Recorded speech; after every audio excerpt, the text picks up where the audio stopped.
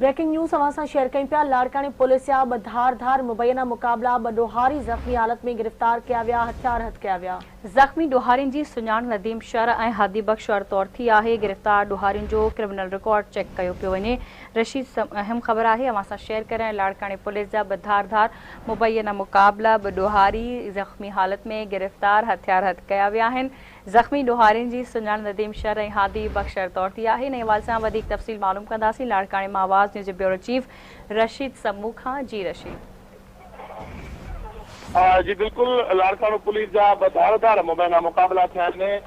ॾोहारियुनि खे पुलिस ज़ख़्मी हालत में गिरफ़्तार करण जी दावा कई आहे। उन्हनि वटां हथियार पिणु अटकिया आहिनि।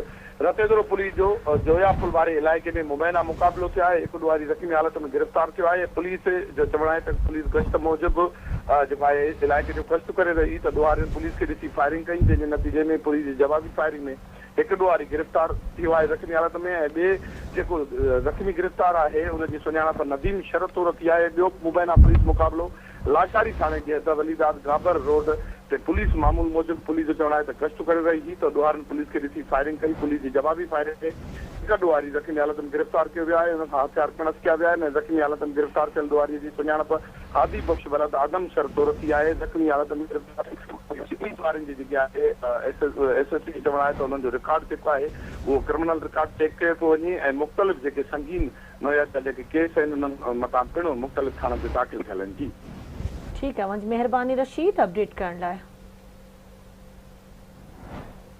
हुमायूं शरीफ़ भरिसां पुराणी तकरार तां क़तल थियल पीउ ऐं धीउ जा मढ़ मिटी मां हवाले कया विया।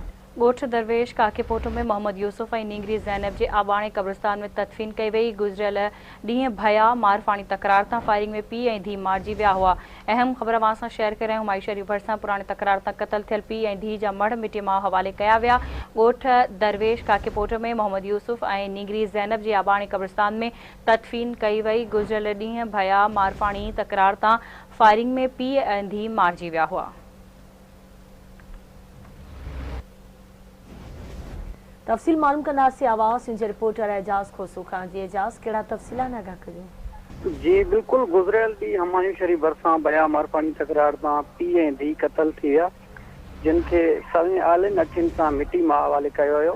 हुमायूं शरीफ़ भरिसां ॻोठ दरवेश काकेपोटो में 30 वरनि जो नौजवान यूसुफ मारफाणी ऐं 3 वरनि जी मासूम धीउ ज़ैनब जो मढ़ ॻोठ जागण में सवें अखियूं मिटी मां हवाले कयो वियो।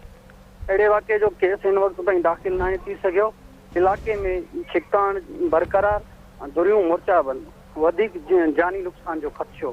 जी ठीक है, मुंहिंजी मेहरबानी अपडेट करण जे लाइ।